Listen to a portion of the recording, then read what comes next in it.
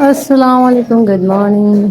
कमरे की हालत देख के लग रहा है ना कि मैंने खलारा डाला है। सारा मैंने डाला है और इस सारे खलारे को मुझे समेटना पड़ेगा। जाले मैंने उतार दिए हैं और मैं इतनी थक गई हूँ जाले उतारने के बाद ही कि मैं और कुछ नहीं कर सकती।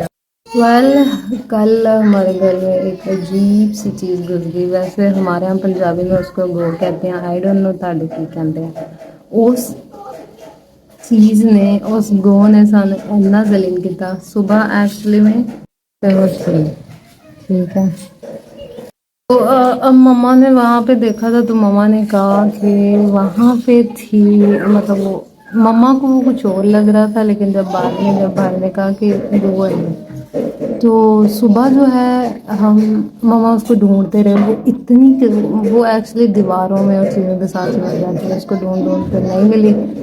तो फिर मम्मा ने ना छोड़ दिया। मम्मा ने कहा शायद बाहर चली गई होगी। लेकिन जब शाम हुई तो शाम को सेल में बैठे हुए थे तो मम्मा की अचानक से नज़र पड़ी तो वो ना ऊपर से, जैसे नीचे कोई चीज़ गिरती है ना, वो ऊपर से गिरी। तो मम्मा ने जब जाकर देखा तो वो ही थी। फिर मम्मा ने ना फड़ा मुझे आवाज़ दी कि ना कोई चीज़ लेके आओ। आज जब भी मैंने ना वो वहाँ से लकड़ी थी, वो काफ़ी वजनी थी, तो वो उठाई, लेकिन वो ना मम्मा से तब भी नहीं पकड़ी। वो इस रूम में घुस गई थी, ठीक है, क्योंकि ये रूम बिल्कुल गेट के साथ है बाहर से, तो वो वहाँ से बचती बचाती ना इस रूम में घुस गई। ओह माय गॉड, फिर मैं एकदम परेशान कि लो भैया अब घर के अंदर, मतलब कमरे में घुस गई। पंजाबी में लोग कहते हैं कि वो जो गो है उसके बारे में ये बड़ों का कहना है कि जब वो किसी इंसान को काट ले, वो और काटने के बाद वो पानी में चली जाए तो समझो बंदा मर गया। लेकिन अगर काटते साथ वो बंदा पानी में पहुंच जाए तो वो फिर मर जाती है। ओके, ये हमारे बड़ों की कहानियाँ हैं एज यूजुअल। जैसे पंजाब में बहुत सारे जानवर जब काट लेते हैं उनके बेस पे बहुत सारी कहावतें होती हैं। जैसे वो एक होता है जानवर है, उसे कहते हैं से, ठीक है। इंग्लिश में मुझे उसका नाम नहीं आ रहा, ठीक है, वैसे मैं लिख दूँगी। उसका जो कांटा होता है ना, हमारे यहाँ कहते हैं कि वो, अगर आप चाहते हैं कि किसी के घर में झगड़ा हो तो उस जानवर का कांटा उस घर की दीवार पे आप लगा दो तो बस उस घर के झगड़े नहीं ख़त्म होते हैं। दिस इज़ पंजाबी में, ठीक है, पंजाब वालों के, यहाँ हमारे जो बुजुर्ग हैं उनकी ये कहानी है, ठीक है। अच्छा, वो यहाँ पे इस कमरे में घुस गई। अब इस कमरे में इतना सामान है तो वो कहीं भी घुस सकती थी, ठीक है। मेन ये जो, ठीक है, टेबल है, इसके अंदर कपड़े भी था, इसको उठाना ही बड़ा मुश्किल था। उधर से भाई आ गए। भाई ने भी बड़ी कोशिश की क्योंकि मगरिब का टाइम तो हो गया था, लाइट्स भी ऑन करो तो वो इतनी आसानी से मिलने वाली थी। तो ये बाहर का इसका गेट है, तो बाहर का गेट ना हमने दरवाज़ा इसका खोल दिया इस कमरे का कि चलो अगर हुई भी तो वो शायद बाहर निकल जाए। फिर भाई ने कहा कि जो एक दरवाज़ा इसका घर के अंदर है वो उसके नीचे शीचे सारा कवर करके ना उसके नीचे कपड़ा दे दो ताकि वो कम घर के अंदर ना आए। तो बाहर ही चले गए। खैर बाहर का दरवाज़ा जो है भाई ने पहले तो खोल दिया। फिर उसके बाद ना मगरिब का टाइम हुआ, भाई ने कहा दरवाज़ा तुम लॉक कर दो और इस साइड वाला दरवाज़ा लॉक करके उसके नीचे कपड़ा दे दो। अब जैसे मैं ये दरवाज़ा बंद करने गई, ये दरवाज़ा खुला था और पर्दा जो था इसके ऊपर लटका, दरवाजे के ऊपर ना पर्दा लटका हुआ थी। अब मैं पर्दे को नीचे नहीं किया, मैं थोड़ी दूर ही थी, मुझे भी था कि वो कहीं ना कहीं लटकी ही होगी। तो मैंने दरवाज़ा जैसे ही बंद किया, ये जो स्पेस नज़र आ रही है ना, ये यहाँ पे वो ना लटकी हुई, दरवाजे की इस जगह पे ना वो लटके हुए थे, ठीक है। ओह माय गॉड, जब मैंने देखा मैं भागी बाहर गई। मैंने भाई को बुलाया, मैंने कहा फुरकान जल्दी से आओ, जल्दी से। कहता हाँ मिल गई। मैंने कहा, तो वो पहले से भाई ने वो डंडा रखा हुआ था अपने, भाई ने ना आराम से जाके ना उसके ऊपर रखा, उसको टाइटली पकड़ा। फिर भाई ने कहा एक और लेके आओ डंडा। फिर मैं भाग के जाके वो लेके आई। फिर उसने उसकी गर्दन से ना पकड़ के बारीक जो फट्टी थी उससे काटा उसकी गर्दन को। वो उसकी इतनी लंबी जुबान, जैसे सांप की नहीं होती वैसे थी उसकी जुबान, वैसे ही होती है, ठीक है। तो अब वो बड़ी मुश्किल से ना उसने मारा, उसको मार के फिर जो है उसको बाहर गिरा के आया। तो अब मैं बुरहान पीछे हो जा। उधर रख फटी इधर डंडे पे पाना ना, फटी उधर उधर दबाना है ना। मर गया पर काम सही तरह पहले मार ले। मर गया बात तो मर गया। बाहर तो दिखाओ रे तो दिखावा तो फिर कहाँ हिलनी ना है तो जरा दी ना तो देखी किड्डा वड्डा सी हिलना वहाँ के चल जा सेट क्या होने नो किधर दूर ना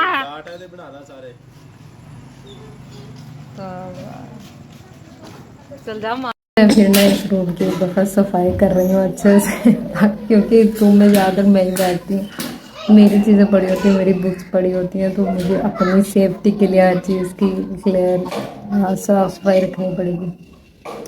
तो अब मैंने एक दफ़ा जाले सारे उतारे हैं अब ये सारी एक दफ़ा अपनी बुक्स वगैरह उठा के समेट दूँगी और फिर सुकून से बैठ के कुछ काम करूँगी। उससे पहले मैं पहले थक गई हूँ जाले उतारने से बाकी काम तो बाद। अच्छा ये वैसे बुक्स मैं डेली यूज़ पे पढ़ लेती हूँ ठीक है ये मेरे अपने सब्जेक्ट की बुक्स हैं और ये कुछ अपनी यूनिवर्सिटी की हैं और कुछ पता नहीं किस किस मतलब I am the only one जिसके घर वालों ने इसके सारी बुक्स संभाल के रखी है और मैं खुद भी अपनी बुक्स बेचती नहीं हूँ मुझे अच्छा नहीं लगता। ये आइलेट्स की बुक्स हैं देखो सिर्फ बुक ही है और इसकी बाकी बुक पता नहीं कहाँ सिर्फ पेज ही है मेरे पास ये इधर ही होंगे कहीं।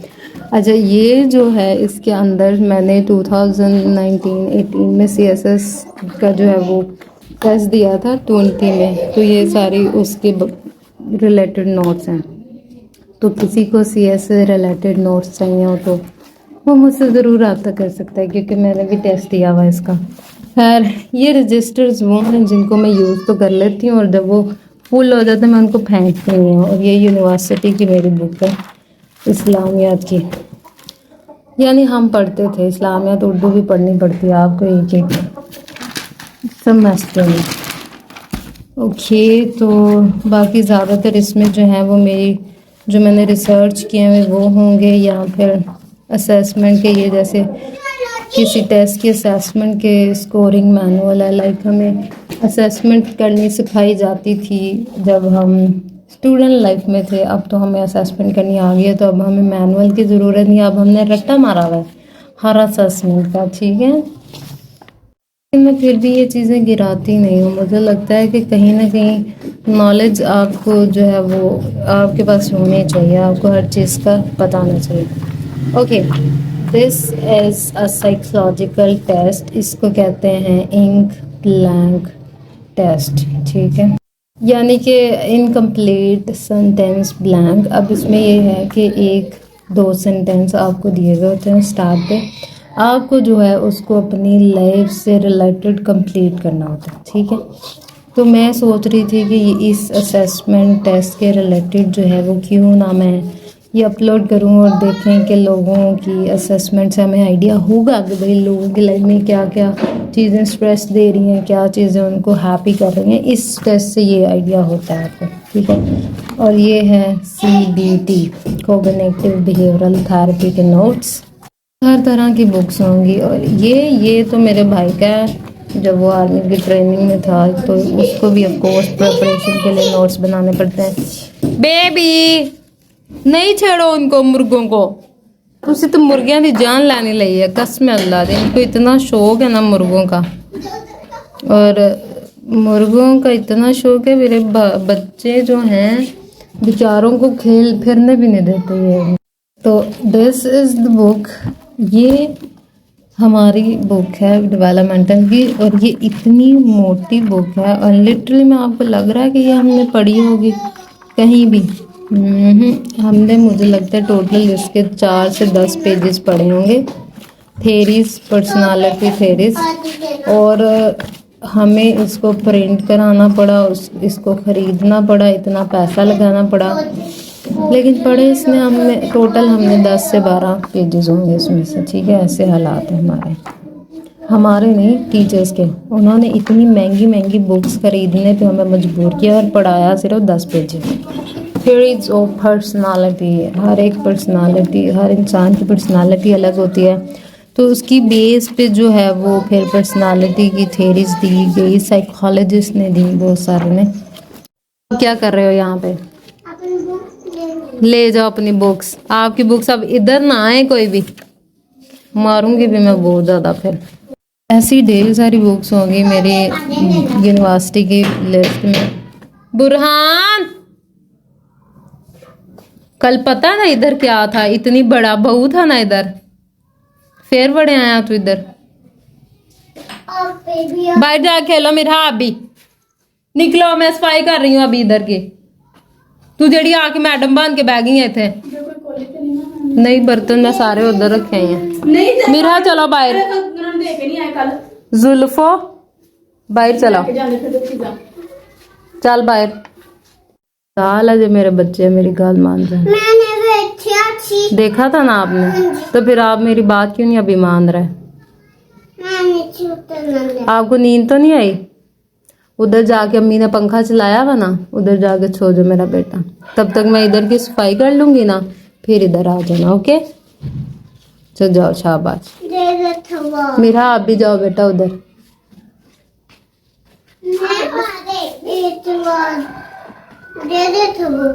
मैंने कहा ना उधर जाके सो जा। मैं बहुत ते सिर दर्द हो रहा है। उठाऊं?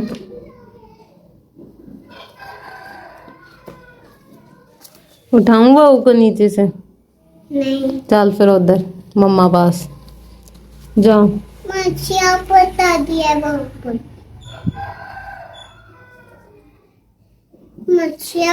बता दिया। अब है वही गंदे बेबी फिर। हाँ जा यार, मेरा सर ना खा। तो ये है एक और बुक जिसके कुछ पेजेस जो है मैंने खुद ही ना, मतलब ये इतनी हैवी बुक थी कि खुद ही संभाली। ये है एक्चुअल में, तेरी हाथ सड़ेंगे सांद के। ये है DSM-5 जिसके अकॉर्डिंग जो है वो डिसऑर्डर्स को जो है वो क्राइटेरिया दिया जाता है, उसका डायग्नोसिस और ट्रीटमेंट प्लान किया जाता है, और जिसकी हालत मैंने क्या कर दी है। खैर इसकी ज़रूरत हमें तभी थी जब हम स्टूडेंट लाइफ में थे। अब तो हमने हर चीज़ का रट्टा मारा हुआ है, और वैसे भी प्रैक्टिकल लाइफ में जो डिसऑर्डर्स होते हैं वो एक्चुअल में बुक्स में नहीं होते। तो इसीलिए कहते हैं कि बुक से ज़्यादा इम्पोर्टेंट होता है प्रैक्टिकल वर्क। जब तक आप प्रैक्टिकली उस चीज़ को देखते नहीं हो, करते नहीं हो, तो अब तक आपको नहीं आइडिया होता कि भाई ये सारी चीज़ें कैसे होंगी। तो ध्यान से बेबी जी। हाँ मैं तो बच्चा ने ताना लिया है। And this is research method in psychology. Research is most important part of psychology. तो हर एक सब्जेक्ट, मतलब हर सेमेस्टर में एक रिसर्च से रिलेटेड होती है, लेकिन फिर लास्ट का जब सेमेस्टर आता है उसमें आपको जो है रिसर्च करनी पड़ती है। आपको जो है वो टॉपिक्स दिए जाते हैं, आप आर्टिकल्स लिख सकते हैं और रिसर्च के टॉपिक्स के ऊपर आपको जो है वो थीसिस लिखना पड़ता है। और मैंने भी थीसिस लिखा था, आर्टिकल्स भी हमने लिखे बहुत सारे टॉपिक्स के ऊपर। इसका फ़ायदा है रिसर्च करने का। फ्यूचर में जब आप कहीं भी जाते हो, जैसे आप अगर एक कंटेंट राइटर के तौर पे काम करना चाह रहे हो, या फिर थीसिस राइटिंग के तौर पे, या फिर कोई भी लाइक राइटिंग से रिलेटेड है, तो ये रिसर्च आपके जो है वो रिसर्च जो आपने किसी टॉपिक पे आर्टिकल लिखा है, किसी टॉपिक पे आपने थीसिस किया हुआ है, किसी टॉपिक पे आपने कुछ भी लिखा है, तो वो आपके काम आता है। ठीक है, आपके पास एक्सपीरियंस होता है, आपको आइडिया हो जाता है अगले इंसान को कि हाँ भी इसने इस पे जो है वो ये कंटेंट लिखा हुआ है और इसने इस पे रिसर्च की हुई है, इसका इस चीज़ से रिलेटेड एक्सपीरियंस है। तो वो आपको बहुत जो है वो फेथफुल होता है, इसके लिए फ़ायदेमंद होता है। ओके, ये नॉवल मैंने बस तब पढ़ने के लिए लिया था जब मैंने आइलेट्स स्टार्ट किया था। तो उसके लिए ये है कि अगर आप रीडिंग अपनी अच्छी करना चाहते हैं तो बेस्ट थिंग इज़ दैट कि आप इंग्लिश नॉवल को रीड करें। उसको समझने की ज़रूरत नहीं है, क्योंकि इंग्लिश नॉवेल्स को रीड करने से आपकी वोकैबुलरी अच्छी होती है और आपकी रीडिंग की स्किल्स जो होती हैं वो अच्छी होती हैं। क्योंकि एज एवरीवन नो कि आइलेट्स की प्रिपरेशन में रीडिंग, राइटिंग, स्पीकिंग ये सारा टेस्ट होता है। तो इसमें रीडिंग आपकी जितनी अच्छी होगी उतना ही आप कम टाइम के अंदर उस टेस्ट को क्लियर कर पाओगे। तो इस वजह से मैंने आइलेट्स की बुक्स जो हैं वो मैंने प्रिपरेशन के लिए बुक्स ही ली थी, क्योंकि ऑनलाइन प्रिपेयर करने में बहुत जो है वो मुश्किल होती है एज़ कम्पेयर टू कि आपके पास बुक हो और आप आसानी से उसको पढ़ सकते हो। और ये भी मेरी जो है वो यूनिवर्सिटी की थी बुक इंग्लिश की। हाँ, हमें इंग्लिश भी पढ़ाई जाती है, हालांकि हमें इंग्लिश आती है, लेकिन हमारी communication skills as a Pakistani इतनी अच्छी नहीं होती, मोस्टली लोगों की इतनी अच्छी नहीं होती, इसलिए हमें जो है वो स्टिल आइलेट्स करना पड़ता है अगर आप आउट ऑफ कंट्री जाना चाहते हो। मैं इतनी ज़्यादा वो हूँ लेज़ी और इतनी मेमोरी मेरी लॉस हो जाती है कि मुझे हर अपने ईमेल्स, अपने पासवर्ड्स और हर एक चीज़ को जो है वो लिख के रखना पड़ता है। And this is the topic of my research जो मैंने यूनिवर्सिटी में की थी, अपने थीसिस का topic. This is the topic of my thesis. तो ये सिर्फ उसका एक वो क्या कहते हैं, आप समराइज कर सकते हैं कि बस एक समरी के तौर पे हमने इसको बताया था।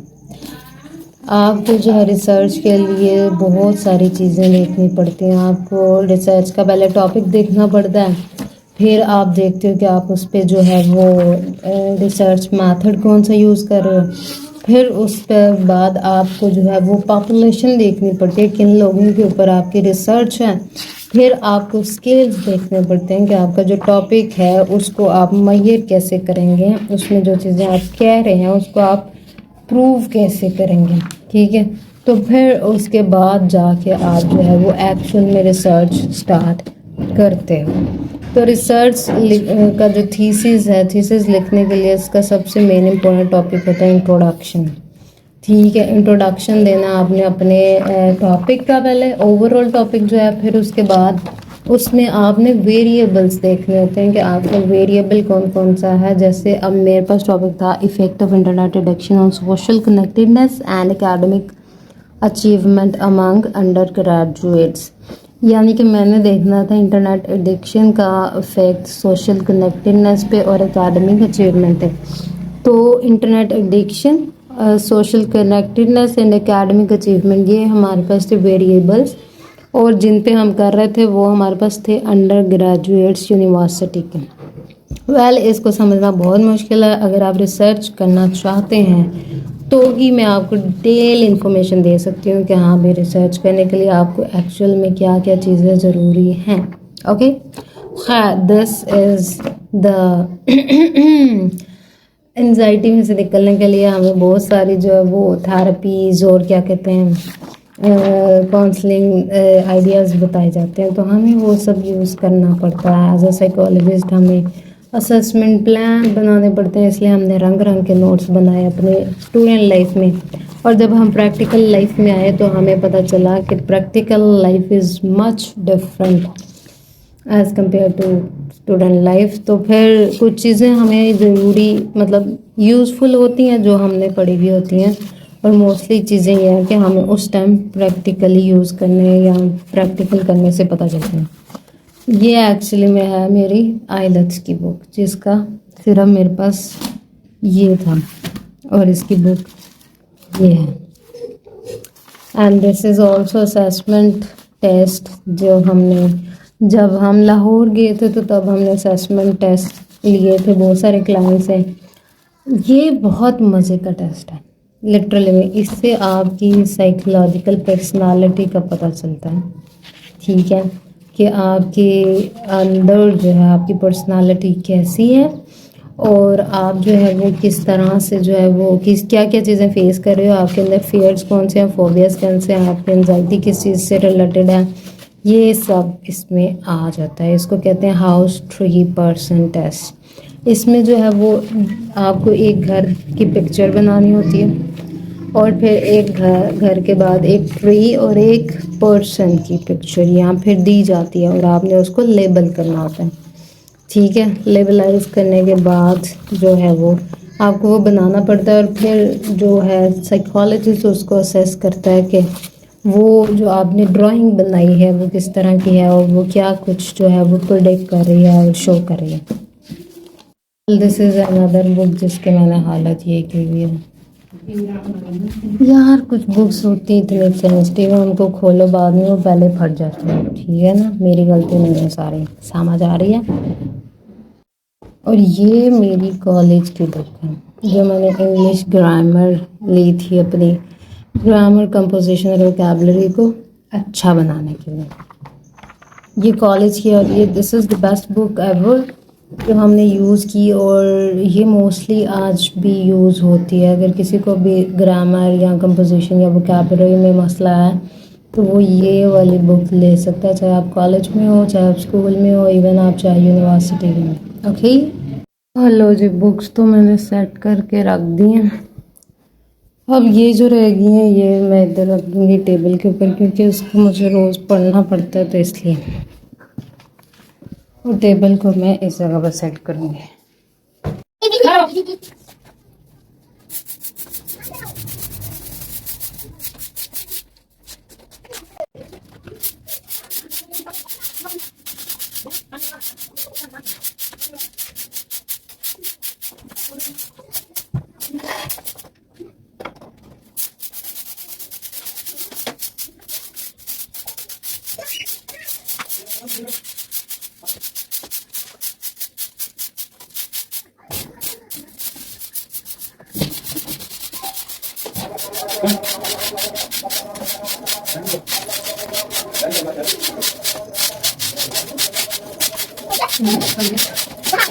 हम लोग पीछे मेरे ओए पीछे पीछे मेरा दिया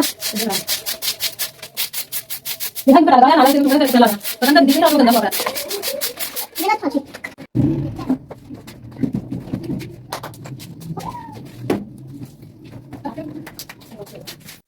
इसको मैंने यहाँ सेट कर दिया है। और इधर से हम बाइट का नज़ारा भी देख सकते हैं। Yes, this is the good place. इसी वजह से मेरी वीडियोस में शो रहा था, क्योंकि मैं बिल्कुल रोड के साथ बैठ जाती हूँ। तो फाइनली सारा सेट कर दिया, बस अब मैं थक गई हूँ। हाँ, अब हम लेते हैं हवा। ओह, बहुत गर्मी है अब सच में यार। 2 दिन से इतनी धूप है, इतनी धूप, इतनी गर्मी हो रही है मुझे।